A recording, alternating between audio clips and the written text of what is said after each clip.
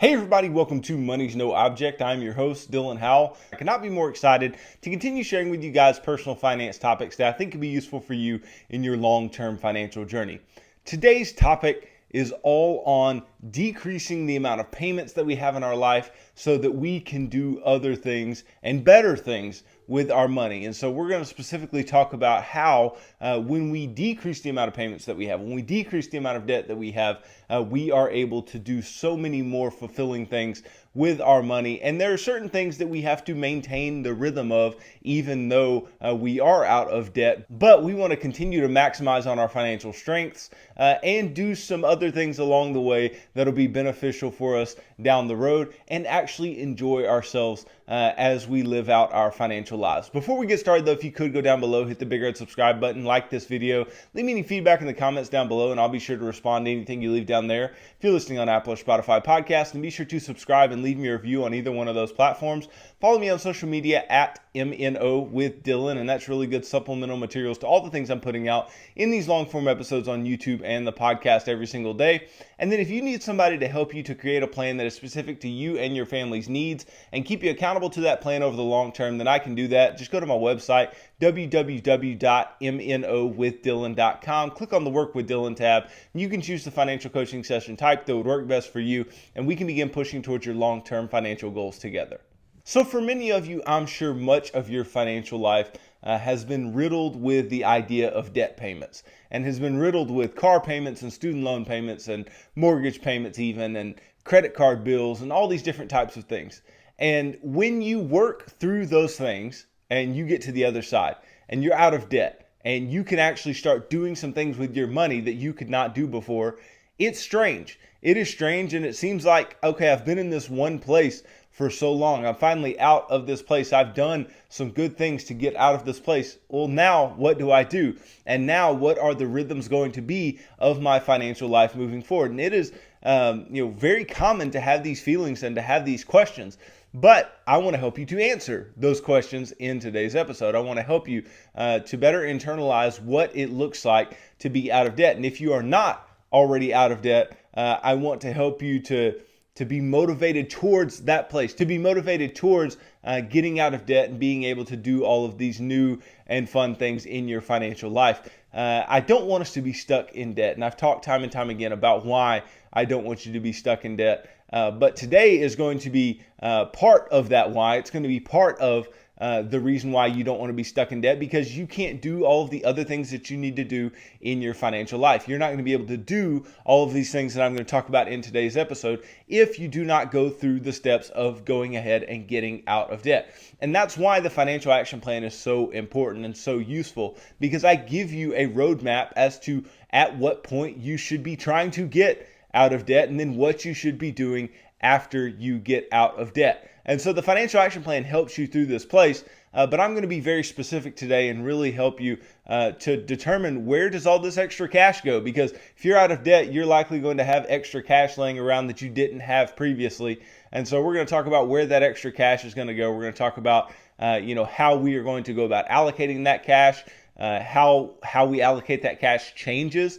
over time as we meet different milestones. And we're going to talk about maintaining good financial habits and maintaining great financial balance all the way through, because we need to be maintaining financial balance regardless of where we are in the financial action plan. We need to be giving, saving, and spending in differing proportions at all times. But those proportions can change based on where we are at in the financial action plan. And one of the biggest hurdles that you can get over is the getting out of debt hurdle. And that makes one of the biggest differences when it comes to how we go about allocating our money and how we change those proportions by which we are giving, saving, and spending at any one point in time.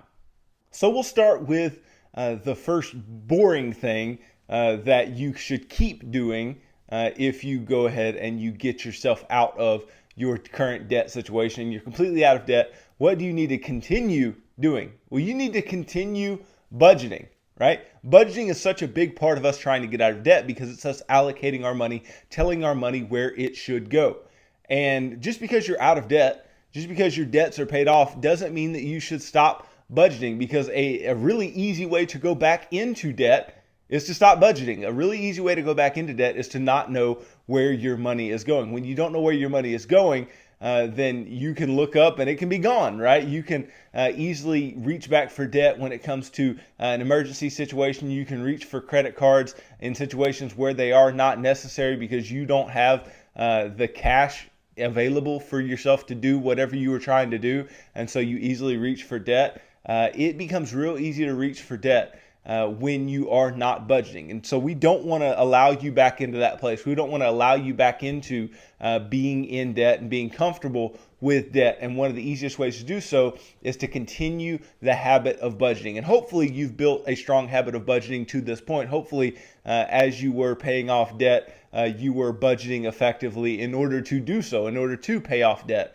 And then after you have done that, you can continue in that way. But now you're not budgeting to see how much you can put on your debt payments. Now you're budgeting to see, how much more can I give? How much more can I spend on myself? Can I enjoy? How much more can I put away in savings or in investments? How much more can I do these different things that are not debt payments, right? I want to be doing these things that are not paying off debt because now I'm out of debt and I'm supposed to be able to enjoy my money now. I'm supposed to be able to maximize on my financial position now. And that's exactly what I want you to do. And so we're going to talk past budgeting, right? Now, how do I go about allocating my money? What do I need to do with my money once I am out of debt?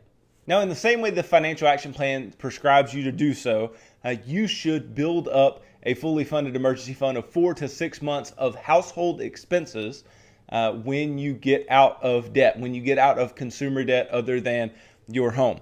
Now, this doesn't sound like having fun with your money. I understand, right? This doesn't sound like really maximizing what you have too much. But we've talked before about how emergency funds are insurance against tragedy, right?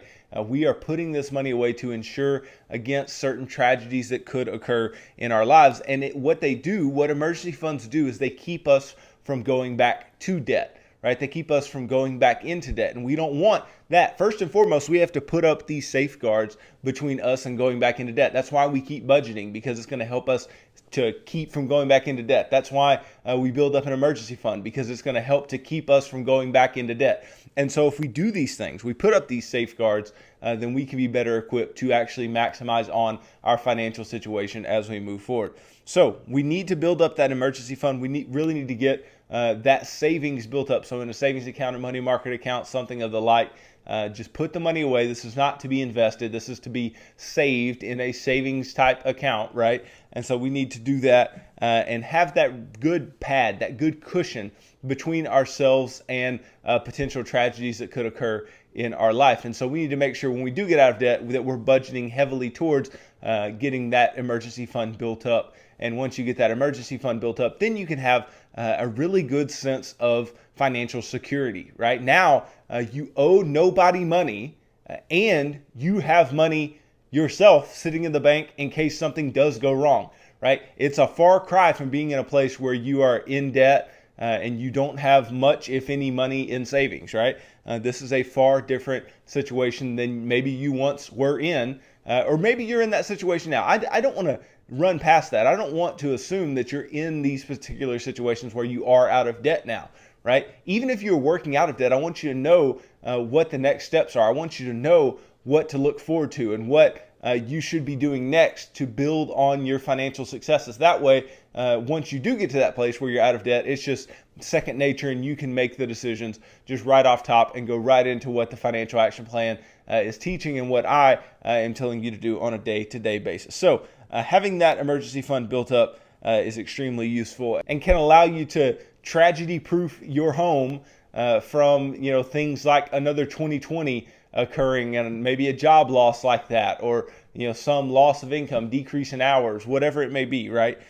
Building the emergency fund is extremely useful. So that's the first place that you are able to build something up that you didn't have before based on the debt payments that you were making. Now you just reallocate that capital towards your emergency funds. Then obviously the sixth part of the financial action plan, it coincides with the seventh, but the sixth is to invest at least 15% of your income for your future, right? Investing it in retirement accounts, brokerage accounts, rental real estate, things that are going to go up in value over time at a good clip. And it coincides with the seventh part, which is to pay your home off early. So now, without having payments, without having debt payments, now we can really get into a place where we are building money for our future. We can really get into a place where we can maximize what we have and grow what we have over the long term.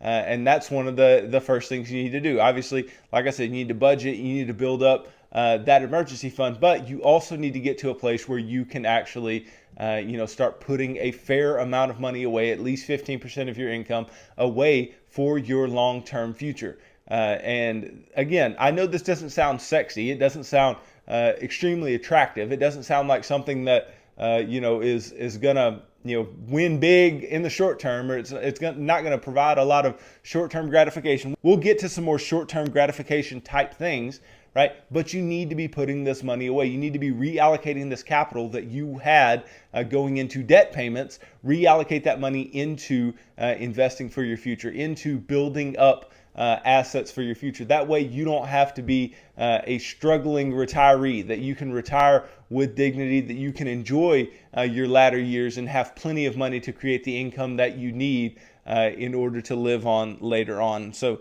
you really need to increase those retirement contributions. You really need to maximize what's available to you, whether it be Roth IRAs or 401ks, or if you have an HSA available to you, or investing for your kids' college, whether it be in 529 plans or just in regular brokerage accounts, whatever it is, right? You need to be investing for the future of yourself and your family. Obviously, your retirement comes before your kids, and your retirement also comes before your health savings. But you do need to be putting money away for the things that you possibly can be putting money away for. And that will really pay off over the long term, because you can invest those things in assets that are going to increase in value and continue to compound your money into the future. And it will also make it easier to throw large amounts of money into investments, or any extra money that you get into investments, because when you're in debt, you feel this need to, when you get extra money, or when you have some money laying around, you're like, hey, I probably need to be putting that towards this debt or that debt. Or if you're somebody who's trying to invest and pay off debt at the same time, you're having to make those allocation decisions. Well, I leave you no choice in the financial action plan what the decision is. The decision is we're going to pay off debt first before we are heavily investing for our future. And so now you can really allocate that money into the investments that are going to increase in value over time. And then obviously that seventh part of the financial action plan, which is paying off your home early, you can be adding extra to your monthly house payment. And that can be extremely beneficial for you and your family, because if being out of debt and having extra cash flow just based on consumer debts, based on car payments and credit cards and all those different types of things, and student loans, right? How much more do you think you'll have to spend on whatever you want, or increase your investing, or increase your giving, or whatever it may be, if you pay off your home? If you pay off your home, that is most people's biggest expense that they have on a month-to-month basis. And so you'll be keeping so much of your income, right? You'll be keeping so much of your income if you get that home paid off. And so all of these things that I've talked about to this point, right, that we can do if we are out of debt, are really, really beneficial financial things that can really help us, right? These are financially wise things to do that can allow us to plan well for our long-term future. And that kind of gets me to what is the next thing? What is the next thing that you need to be doing if you have all your debts paid off, if you are doing these things, if you have been budgeting, if you've built up your emergency funds, you're going through the process of investing and really putting money away for your long-term future. What else should you be doing? Well, you should be actively planning for your future.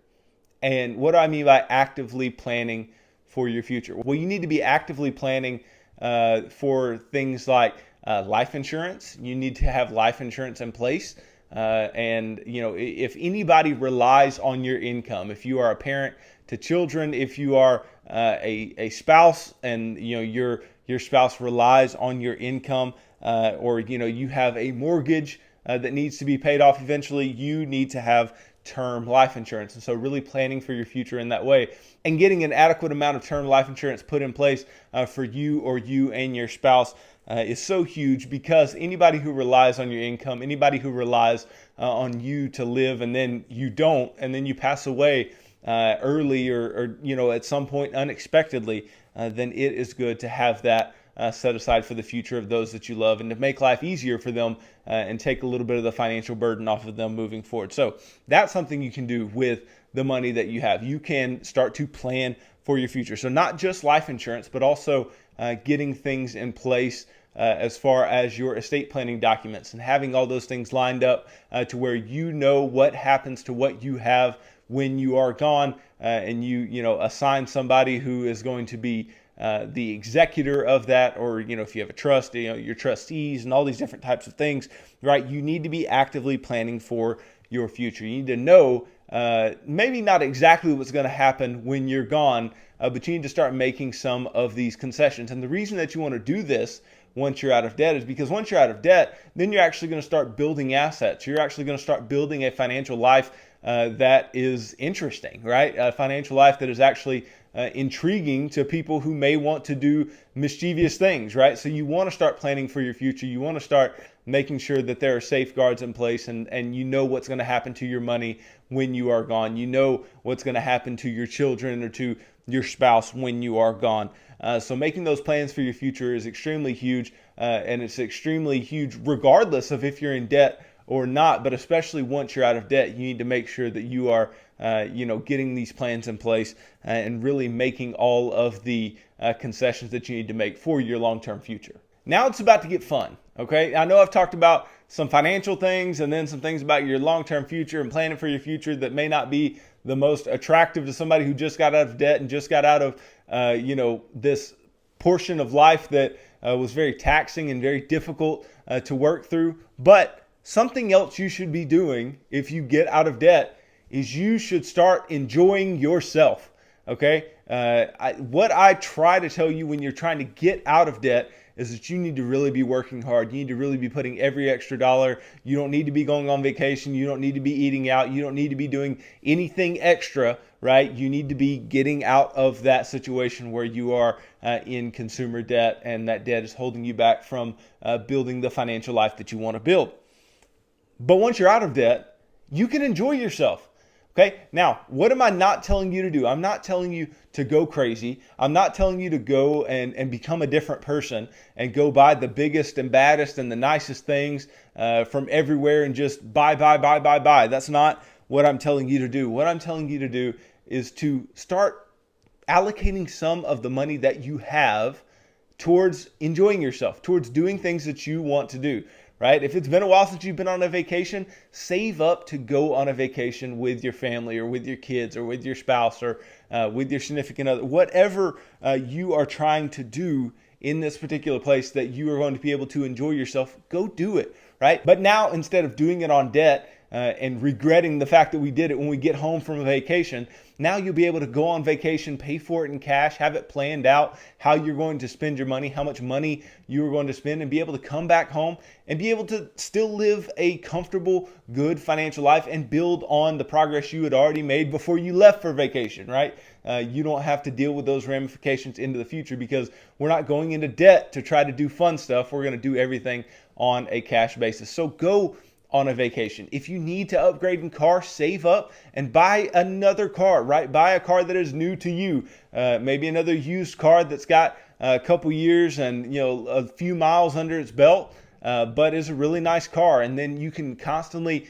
work towards upgrading your vehicles over time until you do get to that place where it may be okay for you to buy something that is new, but as long as you're doing so in cash. But you need to be enjoying yourself, right? If there's something that you need or something that you really, really wanted that you just couldn't justify when you were in debt, well, now is the time. Now is the time to save up and figure out how you are going to purchase that thing, how you're going to do that thing. If there's something you wanted to do for your child, if there's some renovations that you want to do around the house, save up and do those things. Don't let debt be an option, though. That's something you need to make sure that you do. Don't let the opportunity to get back into debt trick you into coming back to the dark side. Don't let it take you back to the place where you didn't want to be in the first place. You wanted to be out of debt, you're out of debt, and you need to stay that way if we're going to continue building a strong financial life, right? But enjoy your money, enjoy what you have. This is part of financial balance, right? We have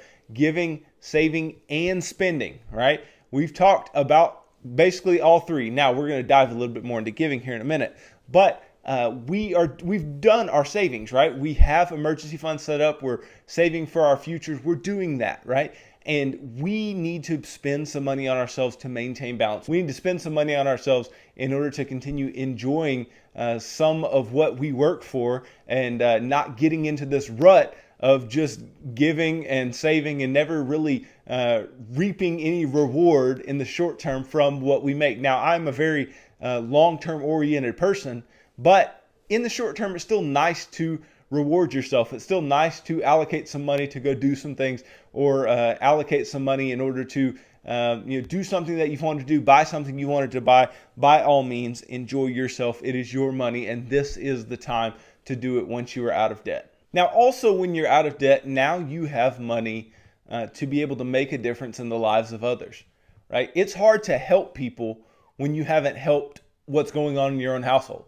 Right? I'm not one of those people that says you have to help yourself first or love yourself first, right? We do need to be looking out for our brothers and sisters, but it is very difficult to make any large financial difference in the life of somebody else or in the life of an organization that you care deeply about unless you have the financial situation to do so. And so what we want to do is we want to build this financial foundation of having emergency funds, not having any debt, be saving and investing for our future. And then we can get into this place where we can make a big difference in the way that we give. We can give money extremely generously to the things and the people that we care about and start making some big differences in their lives. Look, I understand if giving has not been a regular habit in your life or a regular rhythm of your life. For a lot of people, it's not. But I'm telling you, if you want to maintain balance in your financial life, right, giving is something that is absolutely necessary. Because if we are just saving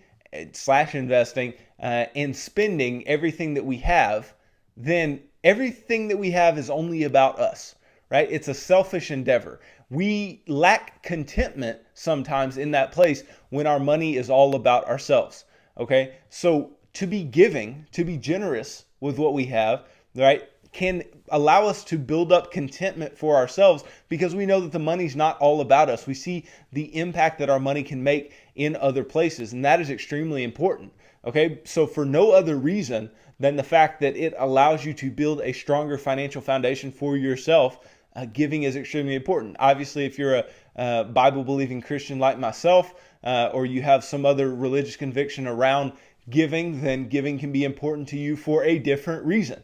But other than that, it is just important in building a strong financial foundation. It's important in living a financial life that can persist, because it is far easier to fall off the rails financially when everything is about you, when it's a selfish endeavor, when you're constantly just trying to build the biggest barns, as they may say, right? Build the biggest bank accounts, build everything up for yourself and spend all the money on yourself and do all the things for yourself. If you're not doing stuff for others, right, then you're never going to really understand the fragility of what you have. You're never going to understand the fact that what you have can crumble, and you should be thankful for what you have. You should be grateful for what you have, and you should be content in the situation that you're in. Even though it may not be as great as you want it to be, you should still be happy with what you have and enjoy the money that you have been given moving forward. And so giving is extremely important, and I would implore you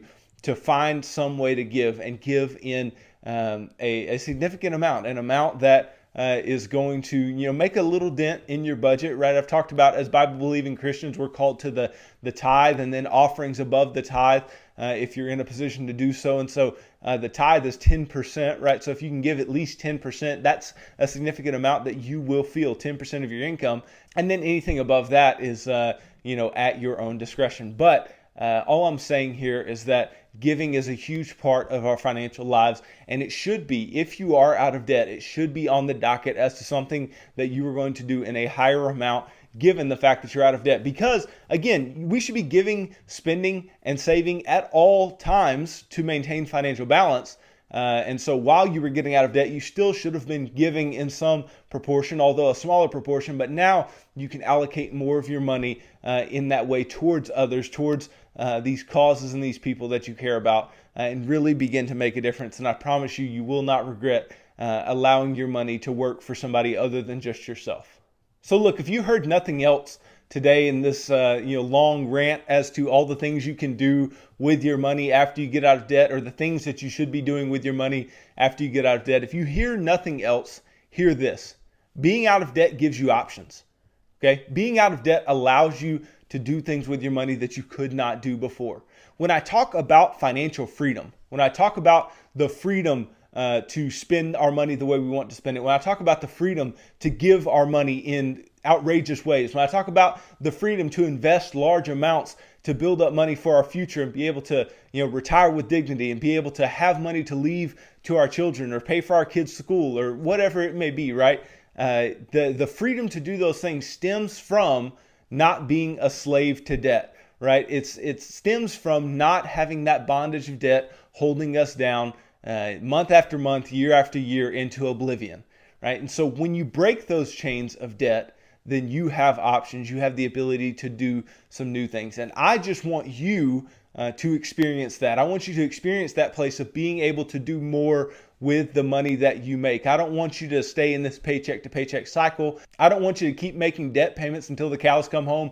I want you to make a change. I want you to do something different in your life, get out of debt, and be able to have options to do things with your money that maybe you never thought were possible. And so if you can just work through it, put your head down. For most people, right, you can get out of debt in 2 years or less if you really put your mind to it, if you sold things that you needed to sell, if you really just allocated all of your extra income to the debt, you didn't do anything that was frivolous or you can do it in a relatively short amount of time. If you can stay disciplined for that amount of time, you have the rest of your life to reap the rewards and reap the benefits of financial freedom, to reap the benefits of actually having options. And I'm telling you, if you've never been in that place, it is worth trying to get to. But just remember that in doing so, we need to make sure that we're maintaining our financial balance. We need to make sure that we have the goal in mind and that we're working towards this goal, not just so we can be wealthy, not just